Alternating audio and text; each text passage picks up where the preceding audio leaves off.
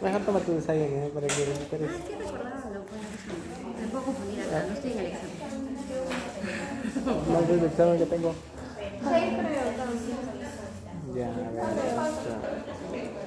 Este tema ya supongo que en sus prácticas ya les habrán enseñado cómo realizar el examen estomatológico, ¿ya?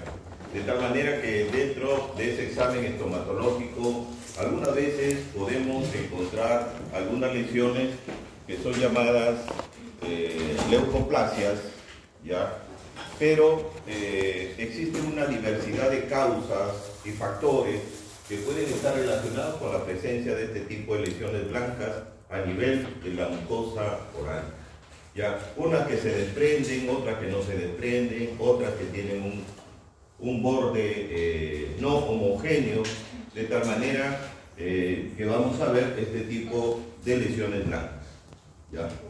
Entonces, por ejemplo, esta lesión no es una lesión prácticamente en sí, pero se observa en las personas que tienen mayor grosor, las personas gorditas, las que tienen la zona de los carrillos con bastante grosor, de tal manera que se muerden los pacientes, ¿ya? Y al morderse se va a formar esta línea llamada la línea alba. Entonces, frecuentemente en personas obesas, la mucosa oral ligeramente es comprimida y se va observando la presencia de esta lesión blanca.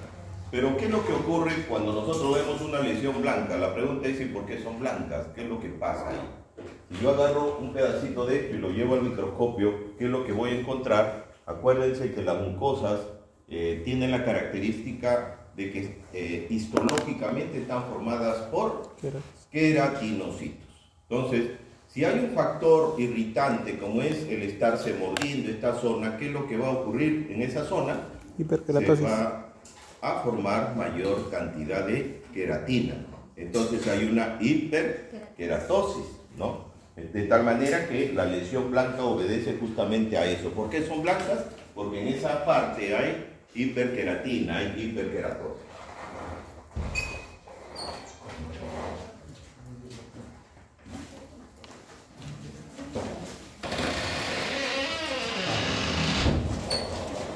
Entonces, podemos observar, por ejemplo, esta lesión blanca que viene a ser la línea alba.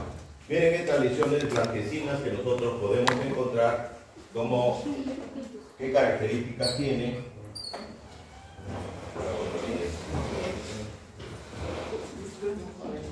No me olvido, pero...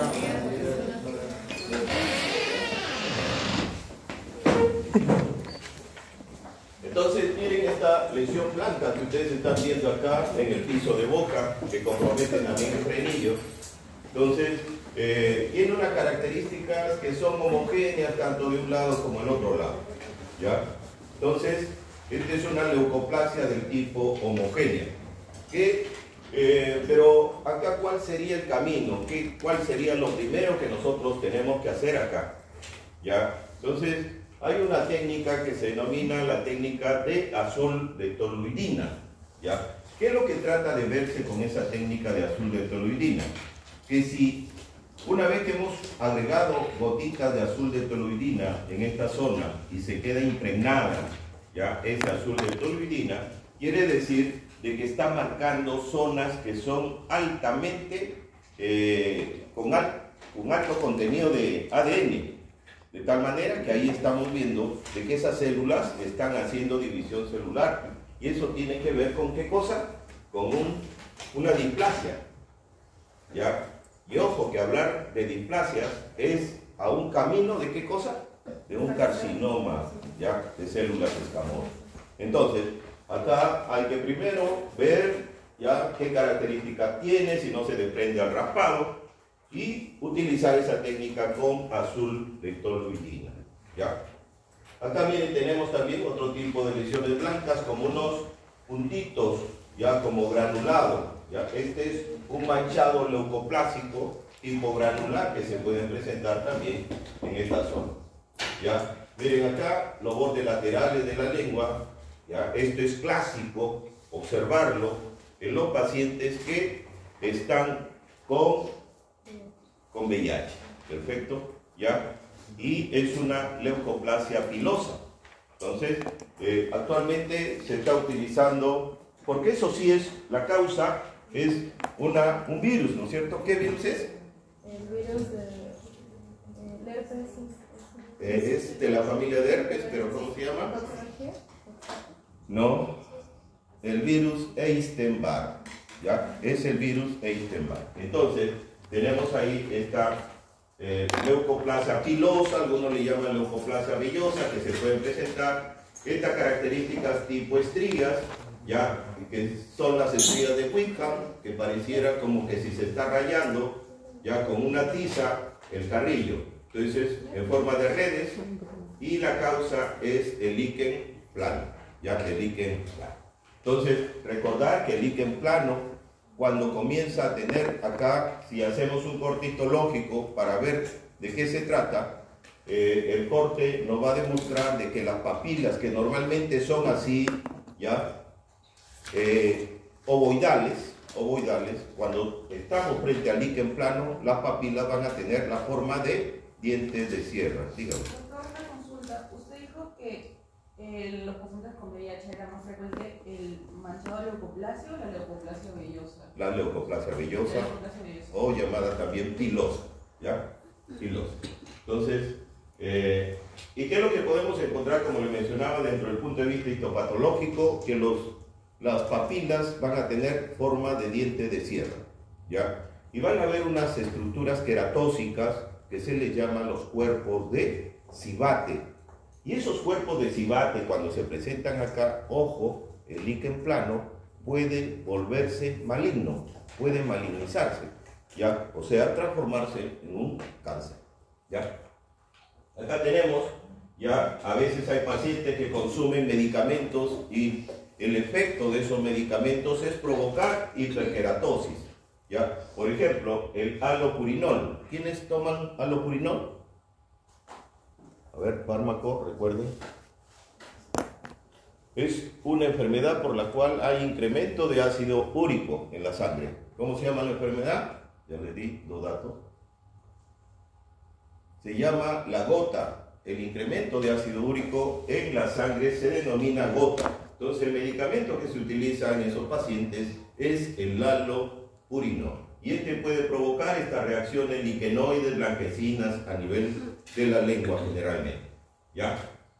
Bueno, este es otro caso de línea alba, ¿ya? Tenemos ya cuando los pacientes están con uremia, que generalmente son los pacientes diabéticos, ¿ya? Estos pacientes diabéticos también pueden hacer este tipo de estomatitis urémica, generalmente a nivel del vientre de la lengua, ¿ya? Entonces, observamos esta característica y esto que también es observable ya en algunos pacientes que fuman demasiado, ya. Generalmente, para que se logre observar un paladar con estas características, debe ser un paciente que tiene más de 2 años fumando, ya. Entonces, se le va a observar esta estomatitis, ya llamada estomatitis nicotínica, y que tiene una característica especial dentro del punto de vista clínico. A ver, ¿cómo lo ven? Está bien, hay lesiones blancas, pero también hay, ¿qué cosa? Puntitos rojos. ¿Y de quién son esos puntitos rojos? ¿Las papilas? No, papilas ¿De la del glándula? paladar. ¿Glándulas? Glándulas.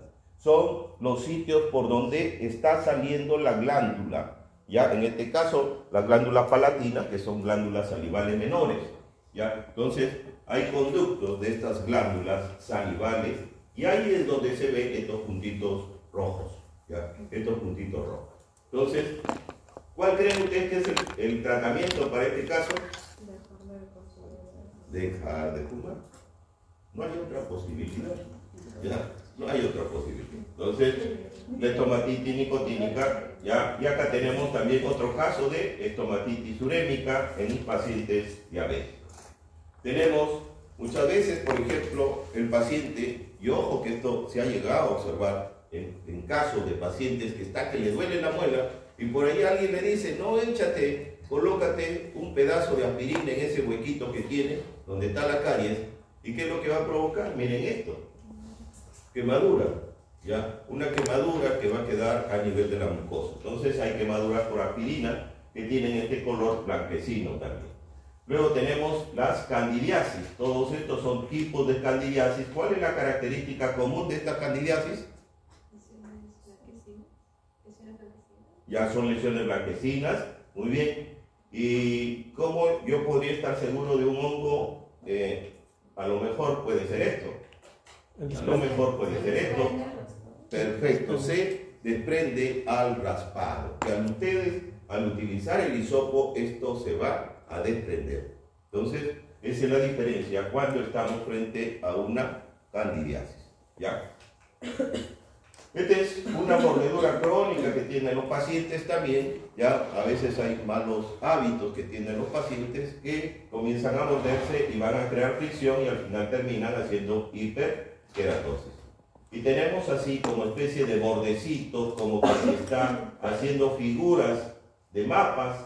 ¿Ya? Es por eso que a esta estomatitis se le llama la estomatitis geográfica, ya que también es más frecuente observarlo a nivel de la lengua, ya acá en una sola región. Esta es una lesión localizada y acá tenemos una lengua geográfica mucho más generalizada a nivel de esta lengua. Entonces, estas son lenguas geográficas. Hay algunos estudios que indican de que es frecuente en la lengua geográfica en los pacientes que sufren también de alergias ya atópicas. Entonces, está relacionado con este tipo de pacientes. ¿Ya? Acá nosotros podemos observar la presencia de este paciente que usted está viendo acá. Tiene una alergia a nivel de la piel y se denomina una dermatitis atópica. Entonces la dermatitis atópica también en los pacientes va de la mano con la presencia de este tipo de lengua, que es una lengua geográfica. ¿Ya? Entonces, si por ahí viene un paciente con estas características, hay que hacer la pregunta si es que sufre de dermatitis atópica o si tiene pruritos, lesiones a nivel de la piel, porque están prácticamente relacionadas. ¿Ya? Esta es una lengua de tipo saburral, ¿ya? Una lengua que no se cepilla la lengua, que se ha ido acumulando ya esta saburra, esta placa a nivel de la lengua. También tenemos acumulación de materia alba, ya, que también aparece como unas manchas blanquecinas a nivel gingival. Y otro de los datos que podemos encontrar como puntitos, como grumos, ya, a nivel de los carrillos, estamos hablando de unas glándulas. ¿Dónde están ubicadas las glándulas sebáceas? Las glándulas sebáceas, ¿dónde están ubicadas? Están siempre relacionadas con los pelos, ¿no es cierto? Porque van a lubricar el pelo, ¿ya? Entonces, pegado al folículo piloso, ahí encontramos las glándulas sebáceas. Pero ¿qué es lo que ocurre? Que a veces las glándulas sebáceas se van a un sitio donde no deberían de estar, ¿ya? Entonces, a ese tipo de presentación de esas glándulas sebáceas que no están donde deberían de estar, se les llama glándulas sebáceas ectópicas. Entonces, las glándulas sebáceas ectópicas se pueden encontrar a nivel del carrillo y se les llama los gránulos de Fordyce o puntos de Fordyce, ¿ya? No todas las personas lo tienen, pero a veces cuando ustedes se asustan, porque sabemos que, ojo, una leucoplasia puede ser una lesión premaligna. Entonces, cuando ustedes ven esta característica de gránulos, es preferible hacer también una biopsia para saber si es que estamos frente a estos gránulos de Fordyce. Muy bien, el término entonces leucoplasia es un término netamente clínico, porque es lo que yo veo, ¿ya? Después que ya hago la historia clínica, hago algunos exámenes, ya puedo determinar de qué se trata, cuál es la causa de esa mancha blanca, ya predominantemente blanca a nivel de la mucosa oral. Entonces, vamos a encontrar lesiones blancas de diferente etiología, ¿ya? Por ejemplo, cuando el paciente se expone constantemente al sol, como son los pescadores, los agricultores, los policías de carreteras, entonces que se están exponiendo al sol, van a tener un tipo también de leucoplasia que se va a presentar a nivel del labio, ¿ya? ¿Y cómo se llama esa reacción del labio frente a la luz solar? Quelitis actínica. Queilitis actínica, es la queilitis actínica. Entonces, podemos encontrar ese tipo de lesiones también. Entonces, hay diferentes causas. El líquen plano reticular, tenemos el leucoedema y el nemo blanco esponjoso. Estos dos son de origen hereditario, ¿ya? Estos dos tipos de lesiones blancas, la candidiasis pseudomembranosa, que es de origen infeccioso, quemaduras químicas, ya que hemos visto por algunos medicamentos que toman los pacientes, la estomatitis nicotínica que se dan los fumadores, la queratosis friccional. Por ejemplo, cuando vemos a los zapateros, el zapatero tiene la costumbre de colocarse el clavito y ahí tenerlo, humedecerlo y utilizar. Entonces va sacando su clavito y va creando fricción, y cuando cuerna, acá le aparece una leucoplasia. Entonces puede ser una queratosis de tipo friccional, ¿ya? También podemos mencionar de que toda leucoplasia puede transformarse en un cáncer. Es por eso que decimos que es una lesión cancerizable, es una lesión premaligna. Entonces, las lesiones blancas se pueden agrupar, podemos observar de varios tipos, como la queilitis actínica que les acabo de mencionar, la leucoplasia pilosa que se encuentra en los bordes laterales de la lengua, el líquen plano, ya que es una enfermedad inmunológica autoinmune, el leucoedema y el nemo blanco esponjoso, que son de origen hereditario, injurias mecánicas o friccionales, y tenemos la estomatitis nicotínica. Todas estas vamos a hablar un poquito de cada una de ellas para que conozcan más profundamente y qué es lo que se tiene que hacer. Entonces, esta es una clasificación que está en el libro de Phillips de patología bucal. Entonces, él clasifica de que existen lesiones blancas de origen reactivo, o sea, aquellas que están relacionadas por exposición a algo. Entonces, acá tenemos que aquel que se expone a la radiación está la queilitis actínica. Tenemos la estomatitis nicotínica, que es el fumador. Tenemos las quemaduras térmicas o químicas también. Tenemos de origen neoplásico, que va a depender si es que estamos frente a una displasia, un carcinoma in situ, un carcinoma epidermoide o verrucoso. Entonces, estos son los de origen neoplásico. Los infecciosos, candidiasis, leucoplasia villosa, y también aparece una mancha por sífilis, ¿ya? Por una infección de sífilis secundaria. Ya acuérdense que la sífilis hay una primaria y hay una secundaria. La primaria afecta a los órganos genitales. En la secundaria se puede afectar también la mucosa oral, y es lo que podemos observarlo con una mancha blanca. Los inmunitarios tenemos al líquen plano y al lupus eritematoso, pueden hacer placas blanquecinas a nivel de la cavidad oral. Hereditarios, leucoedema, nemo blanco esponjoso, y los idiopáticos, lengua vellosa y la lengua geográfica. Entonces, esta es la clasificación que hace Phillips de las lesiones blancas. Entonces, acá miren, tenemos esta lesión blanca y esta lesión blanca. ¿Qué cosa hacer ya frente a un caso que les llegue a ustedes de lesiones blancas? Lo primero que tienen que hacer, ¿qué cosa? Rasparlo, muy bien. Un raspado para ver si se desprende o no se desprende. ¿Listo? Entonces hay que evaluarla, si cómo es el tamaño, si es que es extenso, si es que es pequeño, qué diámetro tiene, qué características tiene, si es que es homogéneo o no es homogéneo. ¿Ya? Entonces hay que ver la textura, si es que es áspero, ¿ya? Si es que es opaco, ¿ya? Y luego recién comienza a hacerse la palpación. La palpación tratando de ver si es que agarra planos profundos, ¿ya? Entonces, estas vienen a ser las características que se deben de hacer frente a una leucoplasia, ¿ya? Entonces vamos a empezar primero hablando de la estomatitis nicotínica, ¿ya? En el caso de la estomatitis nicotínica, el diagnóstico es rápido. Acá, si es probable, ni siquiera necesita que ustedes hagan biopsia.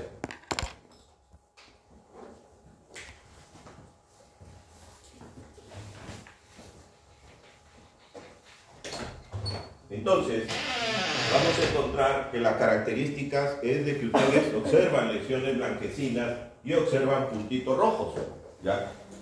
Esa viene a ser la característica. Pero miren, ¿qué es lo que ocurre con estos pacientes que fuman demasiado? Esta estomatitis nicotínica es lo menos agresivo que puede tener un paciente que fuma demasiado. ¿Y cuál puede ser lo más agresivo? Lo más agresivo es de que generalmente a nivel de la zona de carrillo aparezcan unas manchas oscuras, manchas pigmentadas, ¿ya? Eso sí es más peligroso que esto a nivel del paladar. ¿Por qué? Porque ahí se está presentando la melanosis del fumador, que generalmente es una lesión de tipo maligna. Entonces, el que fuma puede tener dos cosas a nivel de la cavidad oral: la estomatitis nicotínica, que se manifiesta a nivel de paladar, y también la melanosis del fumador, ¿ya? Entonces, podemos encontrar estas características. Entonces, para que se forme esto, tienen que pasar años. Ya, como le mencionaba, mínimo 2 años que está fumando el paciente. ¿Ya? Vamos a encontrar de que generalmente se presenta en el paladar, porque el paladar es una mucosa que está expuesta. Pero si yo le pregunto, por ejemplo, si tenemos a un paciente que usa prótesis completa y fuma, ¿usted cree que se va a presentar esto? Porque la mucosa no va a estar expuesta. Entonces, tenemos esa característica. Entonces, cuando hay prótesis, no se va a presentar esto. Van a haber dos componentes acá. ¿Cuáles son los dos componentes que vamos a encontrar acá? Una hiperkeratosis. ¿Y qué decíamos de los puntitos rojos? Los conductos de las glándulas ya palatinas que están saliendo ahí. ¿Pero por qué están rojos? Porque están inflamados. Entonces hay una inflamación de los conductos de las glándulas palatinas. Entonces, esos son los dos componentes. Puede darse la posibilidad de un riesgo de cáncer también en esta zona del paladar. ¿Cuál es el tratamiento para esto? No hay otra cosa más que dejar de fumar. Con eso va a desaparecer, pero no va a desaparecer de forma inmediata. Ustedes dirán, doctor, pero ¿cuánto más o menos va a desaparecer? Yo quiero que ustedes recuerden que los queratinocitos que están a nivel de la mucosa oral no se van a quedar ahí siempre, esos queratinocitos, sino que van, ¿qué cosa? Van a ir migrando, ¿ya? De tal manera que el queratinocito que está en la capa basal va avanzando al estrato espinoso, al estrato granuloso, hasta que se desprende, hasta que se descama. La pregunta es si cuánto demora en ese recorrido. En ese recorrido aproximadamente demora 4 semanas, ¿ya? 4 semanas. De tal manera que estamos hablando de un mes. Pero, ojo que no se da el desprendimiento a la vez. Por eso es de que más o menos a los 2 meses, 3 meses recién se está viendo que ha dejado de fumar el paciente, que la mucosa está volviéndose otra vez rosadita, ¿ya? Entonces, así tenemos estas características de la estomatitis. Miren acá, este paciente de 64 años ya no era portador de prótesis dentales, y entre sus hábitos tóxicos el hecho de ser fumador de aproximadamente 18 años. Miren, 18 años fumando, ya no tiene las mismas características de aquel paciente que tiene 2 o 3 años de fumador. Acá ya se ha vuelto una lesión blanquecina, ya lamentablemente esto terminó siendo un cáncer ya, a nivel de la cavidad oral, por ser fumado. Entonces, generalmente el aspecto epidemiológico de esta estomatitis nicotínica va que predominantemente se presenta en los varones. Pero recordar que los hábitos están cambiando entre los hombres y las mujeres. Antiguamente, ya el que fumaba más era el varón, el que tomaba más era el varón.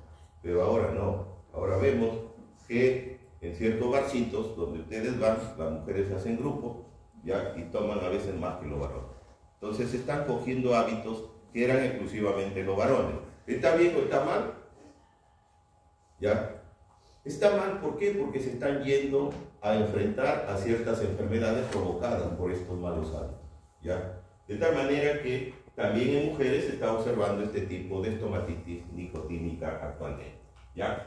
Donde se va a ubicar habitualmente en la parte posterior del paladar duro y gran parte del paladar blando, ¿ya? Aproximadamente es 3,5% de todas las lesiones blancas de la mucosa oral son este tipo de estomatitis nicotínica, ¿ya? Vamos a ver un poco ahora de la queratosis actínica. Cuando nosotros hablamos del término queratosis actínica, tiene que ver con toda nuestra piel que está expuesta a la radiación solar. Toda la piel. Entonces, cuando se presenta una mancha en cualquier parte de la cara, puede ser en cualquier región, en el labio, en sí es una queratosis actínica, ¿ya? ¿Por qué? Porque este paciente se está exponiendo. Pero cuando ya hablamos directamente del labio, ya se le da el nombre que le hemos mencionado, que es la quilitis actínica. Entonces, las queratosis actínicas o queratosis solar son lesiones cutáneas premalignas, ¿ya? Predominantemente son zonas expuestas al sol. Son lesiones clínicamente relevantes debido a su potencial progreso en un carcinoma de células escamosas. O sea, y hay artículos que aquí vamos a ver uno que nos dicen que todo paciente que tiene una queratosis actínica es como que si estamos viendo ya histológicamente un carcinoma de células escamosas. O sea, es lo mismo ya. O sea, no es de que se va a transformar en maligno, no. Ya una queratosis actínica es algo que se está malignizando a nivel de la piel, ¿ya? Es una de las patologías también más comunes, precedido solamente por el acné vulgar y la dermatitis. A nivel de la piel, estas dos enfermedades son las más frecuentes y en tercer lugar, la queratosis actínica, ¿ya? Entonces, ¿cuáles son los factores de riesgo? En primer lugar, ¿quiénes más hacen queratosis actínica? Los que son de piel clara, los colorados, los más blancos, ¿no es cierto? Ellos hacen más queratosis actínica. ¿Por qué? Porque tienen menos melanina, que es lo que nos protege de la radiación solar. La inmunosupresión, aquellos pacientes que están con alguna enfermedad de tipo autoinmune. El exceso de exposición acumulativa a la radiación ultravioleta. La edad avanzada también es uno de los factores de la queratosis actínica, ¿ya? Entonces, clínicamente, era lo que le mencionaba, clínicamente, morfológicamente y molecularmente, todas las características de una queratosis actínica y un carcinoma de células escamosas son similares, ¿ya? Y se considera la queratosis actínica como manifestación temprana de malignidad. O sea, ya es algo maligno, la queratosis actínica, ¿ya? Entonces, por eso ya hay que protegerse a aquellos que les gusta estar yendo constantemente al campo, hay que estar utilizando sus protectores solares, ¿ya? Entonces, si nosotros tenemos una queratosis actínica, ¿qué es lo que se hace? ¿Cómo se trata? ¿Cuáles son los protocolos que se han ido utilizando para la queratosis actínica? En primer lugar, hay un tratamiento que viene a ser la crioterapia. ¿Qué cosa es la crioterapia? La utilización de ¿qué? Del frío, el hielo, ¿ya? Entonces, se utiliza, algunos utilizan un hielo especial. Esto es lo que, no sé si ustedes habrán visto, cuando los jugadores de fútbol se caen, se golpean, inmediatamente viene el médico y le chisguetea bajo un spray, ¿ya? Que eso es crioterapia, ¿ya? De tal manera que ahí está interviniendo esta crioterapia que también se puede utilizar en la queratosis actínica. Entonces, la crioterapia es el procedimiento que utiliza el frío con fines terapéuticos. Nosotros también en el campo ontológico utilizamos muchas veces cuando el paciente está con inflamación, está con absceso, está que le duele, recomendamos que se coloque paños de agua helada, ¿ya? O agua fría para que pueda disminuir el dolor, porque la crioterapia tiene esas características, tiene un efecto sobre los vasos sanguíneos. Si está roja la zona es porque hay una hiperemia. Entonces, el hielo lo que va a provocar es una vasoconstricción, ¿ya? Y al provocar la vasoconstricción ya va a ir disminuyendo la inflamación, se va a reducir el dolor también. ¿Ya? Entonces tiene también un efecto analgésico. ¿Ya? ¿Por qué? Porque va a disminuir la velocidad de conducción nerviosa. ¿Ya? Y va a disminuir también el umbral del dolor. Esto es lo que hace el hielo, la crioterapia. ¿Ya? Entonces, así es como trabaja esta crioterapia. Otra de las técnicas que se utiliza viene a ser una fototerapia, que este es un tipo de láser que ayuda a que esas zonas que se encuentran con queratosis actínica vayan disminuyendo poco a poco. Entonces, la fototerapia dinámica ya es un tipo de láser que se coloca directamente en las lesiones del paciente. ¿Ya? Y dentro de los medicamentos se utilizan los quimioterápicos. Hay cremas quimioterápicas, ¿ya? Dentro de esas cremas tenemos a este que es el 5-fluoracilo.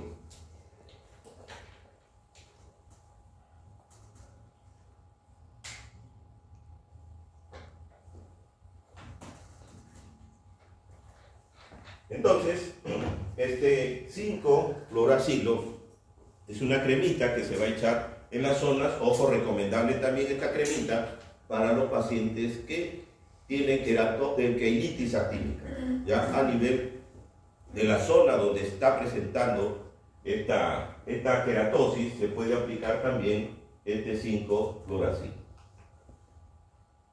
Entonces, ¿y la queratitis actínica qué cosas son? Son una lesión precancerosa que afecta el bermellón de los labios. Acuérdense que el bermellón viene a ser el borde libre, también se le llama el borde rojo del labio, ¿ya?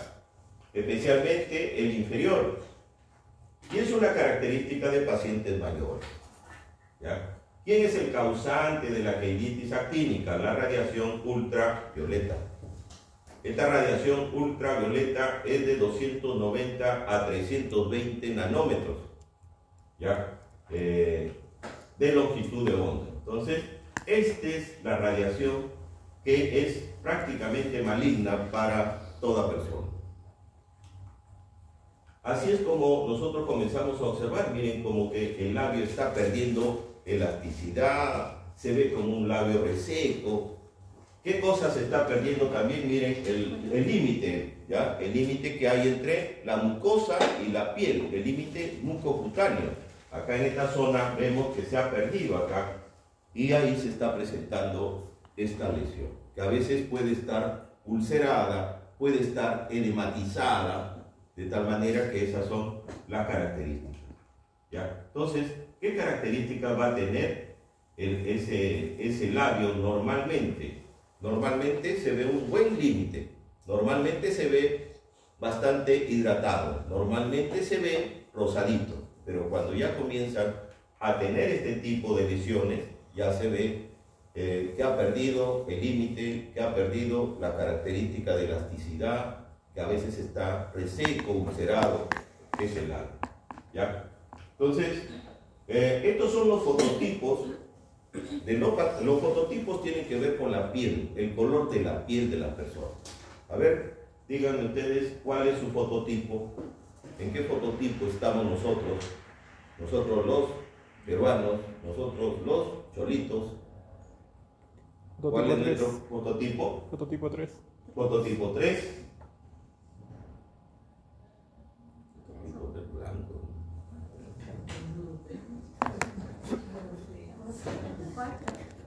El 4.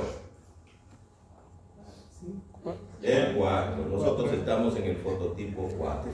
Marroncito, ¿no? Ruso. Un marroncito, somos mestizos. ¿Ya? Entonces, ¿pero quiénes son los que más van a sufrir? Aquellos pacientes que tienen el fototipo 1 y el fototipo 2. ¿Ya? Son los que más van a sufrir con la queratosis de tipo activa. Entonces, ¿qué es lo que provoca la exposición solar? Primero provoca una quemadura, aparece una ampolla, luego esa ampolla se descama y luego aparecen unas manchitas ya permanentes como unas pecas, ya aparición de manchas o pecas porque hay pérdida de elasticidad a nivel del labio. Luego ya se hace una queratitis actínica crónica que puede terminar en un cáncer. ¿Ya? Entonces, ojo, que la radiación ultravioleta es acumulativa. ¿Ya? No vayan a pensar que si ustedes se exponen hoy día, ya mañana tienen su quelitis actínica. No, es acumulativa. Cuanto más tiempo tiene la exposición, más hay probabilidad de que se forme la quelitis actínica. ¿Ya? Entonces, generalmente se presenta más en el labio inferior, no quiere decir que el labio superior no sea afectado, sí se afecta. Generalmente entre los 40 a 60 años de edad, personas de piel clara o que trabajan al aire libre, vamos a encontrar que su desarrollo es lento y muchas veces pasa desapercibida para el paciente, porque no duele. La quelitis actínica no duele. ¿Ya? Entonces, acá hay una triada de la quelitis actínica. ¿Qué cosa va a ocurrir? Lo que le mencionaba, borramiento del límite cutáneo mucoso labial, pérdida de turgencia, elasticidad del labio, y aparecen unas costras llamadas escamas. Entonces esta es la triada de una quelitis actínica. ¿Ya?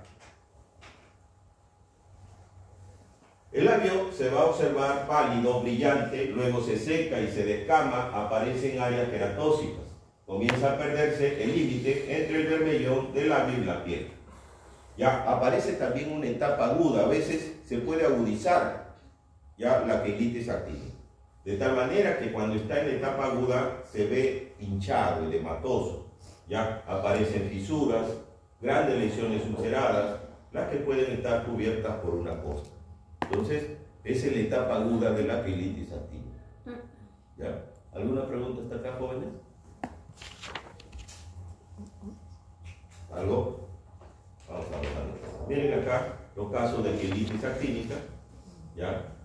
Cómo es que se va perdiendo el límite, zonas ulceradas, con escamas pálidas, ¿ya? Por el grado de quelitis actínica que tienen los pacientes. ¿Ya? Generalmente lo padecen los pacientes pescadores. ¿Ya? Es por eso que hay algunos sitios, algunos puertos en los cuales los pescadores ya no salen. Antes salían a pescar la mañana y la tarde, ahora ya no salen a pescar en ese horario. Salen de madrugada, están saliendo a veces 12 de la noche a pescar, aunque es más peligroso, pero se están cuidando mucho de la radiación. ¿Cuál es el tratamiento? Educar al paciente, utilizar filtros solares, utilizar bloqueadores, la betametasona en crema. Ya hay que eliminar el tejido dañado, hay tejido necrótico, hay que hacer cirugías, hay que sacarlo, ¿ya? Y hacer biopsias en las áreas sospechosas. Entonces, esto es ya filtros, los diferentes filtros solares, ya que se pueden utilizar aquellos que poseen el ácido paraminobenzoico, porque absorben la luz, protegen los tejidos del daño que produce la luz ultravioleta. ¿Ya? Este filtro reduce las quemaduras, pero no protege las alteraciones del ADN. Entonces, ¿cuál sería lo mejor frente a estas quelitis actínicas? Un quimioterápico, que es el que va a disminuir la síntesis de ADN. Entonces, ¿de quién estamos hablando? ¿Qué quimioterápico podríamos utilizar en esos pacientes? En crema, el 5-fluoracil. ¿Ya? El 5-fluoracil. Tenemos otros medicamentos que se pueden utilizar, el Blistes, ¿ya? Y hay un protector labial que lo venden, ya, sino que es un poquito caro, Eucerin, protector labial, que también se puede utilizar en este tipo de pacientes. Entonces acá está el Eucerin, protector labial. Ojo, no estoy haciendo propaganda, no soy vendedor. ¿Ya? Pero es una de las mejores alternativas. Tenemos otro que es la neutrógena, ¿ya? Que contiene ácido parametoxicinámico y la benzofenona. Estos son medicamentos que ayudan también a disminuir los procesos inflamatorios que tiene la quelitis actínica. ¿Ya? En los casos agudos, cuando ya se presenta el edema, cuando hay costras, cuando hay dolor, está hinchado, ahí se utilizan los corticoides. ¿Ya? Uno de ellos viene a ser la beta-metasona en crema, ¿ya?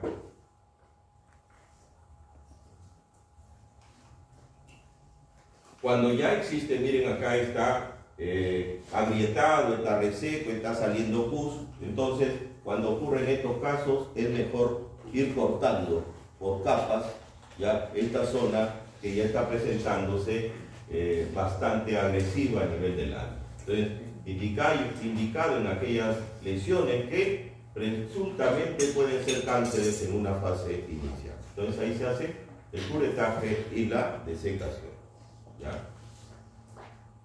También se puede utilizar la cirugía láser, ya con el dióxido de carbono sobre la lesión. Es una buena opción para lesiones bastante pequeñas y angostas. Para, ahorita. No. Falta, oye. Ya. Entonces, vamos a continuar la próxima con este tema de lesiones blancas.